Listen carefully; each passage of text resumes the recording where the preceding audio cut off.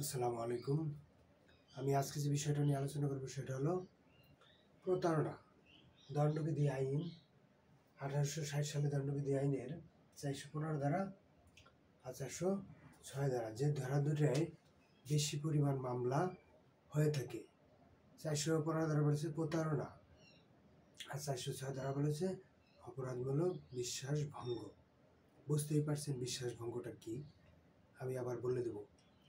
প্রতারণা এবং বিশ্বাসভঙ্গ এই দুটো শব্দ দ্বারা এত পরিমাণ মামলা বর্তমানে হচ্ছে আর এত পরিমাণ প্রতারিত হচ্ছে মানুষ, যা ধারণা করা যায় না। খুবই বেশি, অনেক বেশি। তাহলে কি আমি বলি কোথায় কোথায় প্রতারণা হয়ে থাকে।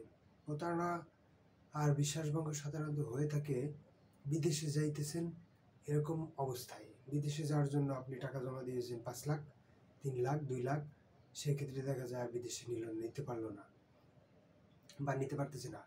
তখন কি করে? তখন আর টাকাও দেয় না, বিদেশেও নেয় না, পাসপোর্ট জমা নিয়ে নিছে, পাসপোর্টে দেয় না। এই একটা হলো অপশন। আর একটা হলো বিকাশ, নগদ, রকেটের মাধ্যমে প্রতারণা। আর একটা প্রতারণা করে আপনার জমি জমা ক্রয়ের বিক্রয়ের ক্ষেত্রে অত্যন্ত বেশি। এটা চিন্তাই করা যায় না। আপনাকে বলবে যে এই সম্পত্তিটা আমি বিক্রি করব, তো বায়নাপত্র করবেন।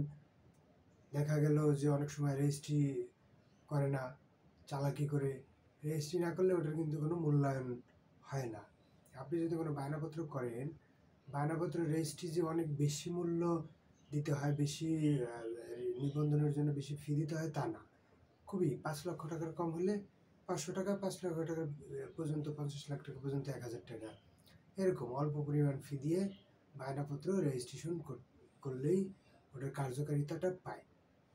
এখন কথা হলো যে প্রতারণার ফাঁদগুলো আমি চলে আসি। প্রতারণা ফাঁদগুলো বিদেশে যাওয়ার জন্য যে প্রতারণার করে থাকে, সেই প্রতারণাটা আমরা 415 ধারায় সাধারণত মামলা করে থাকি। আর 406 ধারা মামলা করে থাকি। 415 ধারা হচ্ছে যদি কোনো ব্যক্তি অপর কোনো ব্যক্তিকে ছলনা করে, ছলনা প্রদত্ত ব্যক্তিকে অসাধুভাবে কোনো সম্পত্তি প্রদানে প্রবৃত্ত করে। অর্থাৎ আমি সিঙ্গাপুরে নিয়ে যাব, টাকা দেবেন 5 লাখ।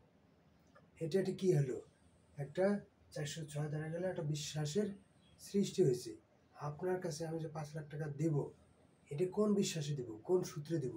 এটা অবশ্যই একটা বিশ্বস্ততার তৈরি হয়, সূত্র তৈরি হয়। কেন? আত্মীয় স্বজনের মাধ্যমে বা কোনো বন্ধু বান্ধবের মাধ্যমে একটা বিশ্বস্ততার সূত্র তৈরি হয়।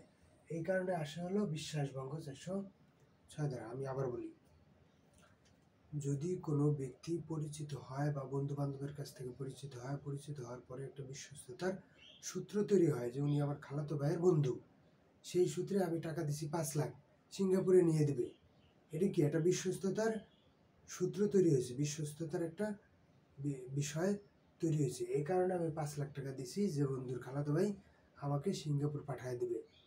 দেখা গেল এই বিশ্বাসে আমি টাকা দিছি, উনি বিশ্বাসের খেয়ানত করেছে কি 1 বছর বা 6 মাস পরে বলতেছে আমি বিদেশে নিতে পারতেছি না, টাকা পরে দিমুনে, আর দিচ্ছে না। উনি কিন্তু সরল বিশ্বাসে টাকা দিছে। সরল বিশ্বাসে টাকা যদি লেনদেন হয়, সরল বিশ্বাসে কোনো কিছু লেনদেন হলে সেটা হলো আপনার বিশ্বস্ততার সূত্রে যদি কোনো কিছু হয় সেটা হলো বিশ্বাস।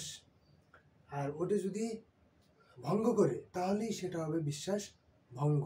তাহলে যাবে 406 ধারা, দণ্ডবিধি আইনের 406 ধারা। বিশ্বাস ভঙ্গ করলেই 406 ধারা। আর বিশ্বাস ভঙ্গ করে ওই যে আপনার কাছ থেকে বিদেশে যাওয়ার কথা বলে, জমি বিক্রি করার কথা বলে, অথচ বিকাশে বলছে যে আপনার এত টাকা পুরস্কার পাইছেন, 1000 টাকা জমা দিলে আপনি 1 লাখ টাকা পাবেন। এই যে আপনি সরল বিশ্বাসে জমা দিলেন 1 লাখ টাকা পাবেন। কোনো কিছু অর্জন করার জন্য কোনো কিছু আপনাকে জমা দিয়ে, অর্থাৎ কোনো কিছু জমা দিয়ে সম্পত্তি, সুনাম, সম্পত্তি, দেহের খ্যাতি, সুনাম, সম্পত্তি, 3টা জিনিসের যে কোনো একটা যদি ক্ষতি করে তাহলে সেটা হবে 415 ধারা। তাহলে আপনার সুনাম ক্ষতি করে নাই, কিন্তু সম্পত্তির ক্ষতি করছে, এই কারণে 415 ধারায় চলে গেছে। এটা আপনি প্রতারণার মামলা করতে পারবেন। 415 ধারা বলছে যে প্রতারণার মাধ্যমে যদি কোনো সম্পত্তি আদায় করা হয়, অর্থাৎ আদায় করলেই সেটা যাবে 415 ধারায়। 415 ধারায় তাহলে আমরা পেলাম 415 ধারা হলো দেহের ক্ষতি করতে পারে, সুনামের ক্ষতি করতে পারে, সম্পত্তির ক্ষতি করতে পারে। তিনটের যে কোনো একটা ক্ষতি হলে সেটা যদি অন্য কোনো ব্যক্তিকে দিয়ে দেন, প্রবৃত্ত করেন, প্ররোচনার মাধ্যমে দিয়ে দেন, যদি উনি এই প্রতারণা না দিত তাহলে আপনি তা করতেন না, সেটাই হবে প্রতারণা। এখন প্রতারণার শাস্তি কত? যদি কোনো ব্যক্তি প্রতারণা করে তাহলে প্রতারণার শাস্তি হলো 1 বছর কারাদণ্ড। আর যদি অপরাধমূলক বিশ্বাস ভঙ্গ করে তাহলে সেটা সাজা হলো 3 বছর কারাদণ্ড। এই কারণে আমরা সাধারণত বিদেশে যাওয়ার জন্য বা যে কোনো প্রতারণা করলে আর এই অপরাধমূলক বিশ্বাস ভঙ্গ করলে এই দুটি একসাথে জড়িত করে দিয়ে মামলা দিয়ে দিই, সেটা 3 আর 1 4 বছরের সাজা।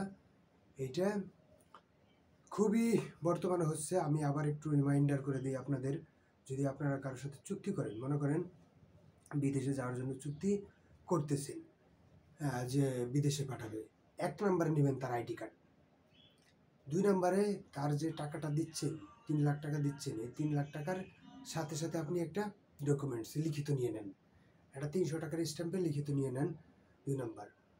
আর সাক্ষী নিয়ে নেন, অবশ্যই 2 জন সাক্ষী। অনেক সময় দেখা যায় পরিস্থিতি শিকারে পড়ে অফিসে গিয়ে আপনারা টাকা দেন, সেক্ষেত্রে হয়তো ওনারা লিখিত দেন না, মনে করে যে সাক্ষী আছে। মৌখিক সাক্ষী দ্বারা হয়, কিন্তু অনেক সময় মৌখিক সাক্ষী আসলে অনেকে আসতে চায় না, মৌখিক সাক্ষ্য ওইভাবে কার্যকর হয় না। মৌখিক সাক্ষ্য কার্যকর হয় যদি ওনারা এসে বলে মৌখিক সাক্ষ্য কার্যকর হবে, তবে আমি বলবো অন্তত লিখিত নেবেন। 3 লাখ টাকা দিচ্ছেন, 300 টাকার স্ট্যাম্পে লিখলে আর কয়টা টাকা খরচ হবে? 330 টাকার স্ট্যাম্প লাগবে, 300 টাকার স্ট্যাম্পে 330 টাকা লাগবে। আর হয়তো যে লিখে দেবে তাকে 200 টাকা 100 টাকা ধরাই দিলেন, 400-500 টাকা হয়ে যাবে। আর যদি নিবন্ধন করে ফেলেন তাহলে আর 500 টাকা। এটা খুবই ফলপ্রসূ এবং কার্যকর। এটা আপনি ফিউচারে টাকা পাওয়ার জন্য অত্যন্ত ফলপ্রসূ। আর একটা হলো যে আপনারা, আমি সবসময় যদি বলি যে যদি কোনো আপনারা চুক্তি করেন, বায়নাপত্র চুক্তি করেন, সেই ক্ষেত্রে আপনারা লিখিত করবেন, রেজিস্টার্ড করবেন। 21 ক এসআর অ্যাক্টের 21-এর ক ধারা বলা হয়েছে যে বায়নাপত্র কার্যকর করার জন্য 3টি শর্ত অবশ্যই পূরণ করতে হবে।